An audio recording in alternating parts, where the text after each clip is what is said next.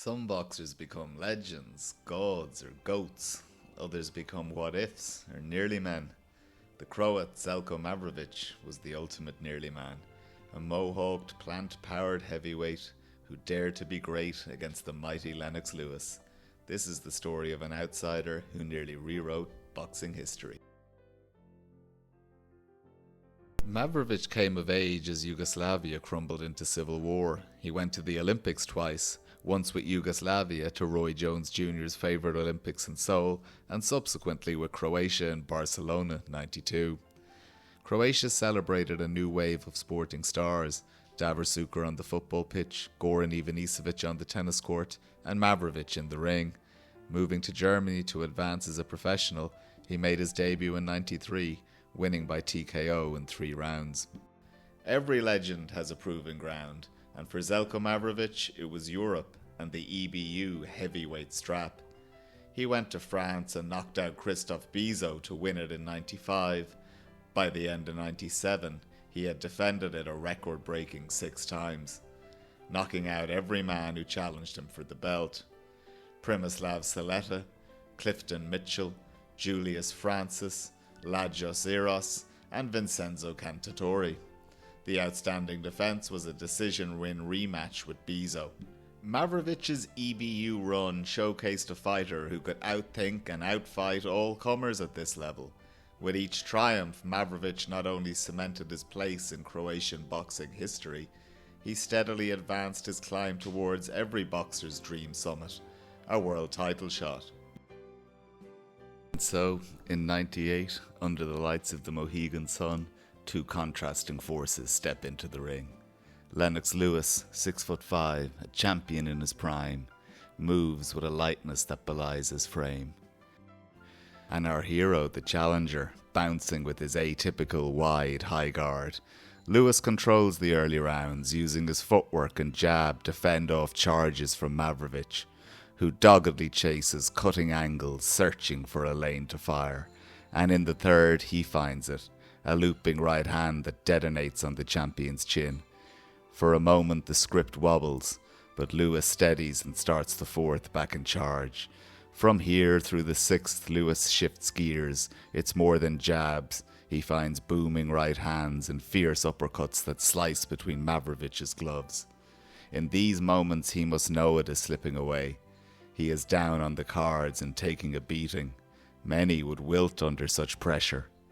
In the 7th he rebels. He lifts the intensity of his attacks, using uppercuts of his own, crashing left hook. For the first time, he is in charge. He gathers momentum, barreling into Lewis and forcing him to the ropes. He tries to steady and mount a controlled finishing assault. This is his chance as he pours it on Lewis. But here we see the divide that only the elite cross. Lewis composes himself and responds with a fierce 3-punch combination that stifles Mavrovic's brave rebellion. Mavrovic has gambled on doing lasting damage and failed, a blow more crushing than any punch Lewis lands. Here we see in slow motion those brave moments where Zed Mavrovic too flew like Icarus, daring to be great, before crashing back to earth. 8 through 11 become a masterclass in championship control and survival skills respectively. Lewis fills the air with jabs, threads in right-hand artillery, and wears down a man whose chin proves unbreakable. Mavrovic wears it manfully, never looking less than a warrior. This is simply boxing at the very highest level. Lennox Lewis is a generational great, while Mavrovic is merely excellent. The final round dawns on a scoreboard beyond rescue, yet pride marches Mavrovic forward one last time. Once more he presses forward, summoning what is left of his energy. Lewis sidesteps, pivots, and lets the jab speak. The clock drains, the gap remains. When the final bell sounds, no belts exchange. Lennox Lewis is affirmed as the era's defining heavyweight. Mavrovic does not fight again. His feat's committed to the history books. He has been a man in the arena. Mavrovic made a curious warrior. His appearance, ability to take a punch, and gung-ho fighting style belied a humanitarian and eco-conscious spirit. The mohawk was in fact adopted due to a philosophical respect for the native Indian approach to nature. He was the first fighter to challenge for a heavyweight world title as a vegetarian, long before it were trendy. Post-fighting, Mavrovic embraced this side of himself, operating an eco-food business in the gorgeous Croatian countryside. He was also fighting a tougher battle than any he had in the ring, a debilitating muscle-wasting disease mounted in intensity, seeing him lose nearly 80 pounds. He remains involved in boxing in Croatia, eager to share his experience, skills and knowledge with the next generation of talent. Here we see him working with the man who assumed his mantle as the leading Croat boxer, Filip El Animal Hrgovic.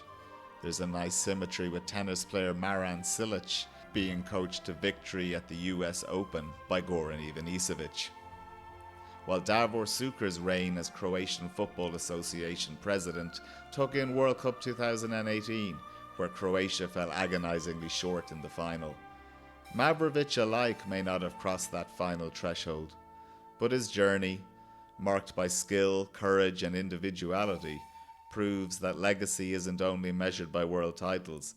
It is written in our memories of those who dared to chase them.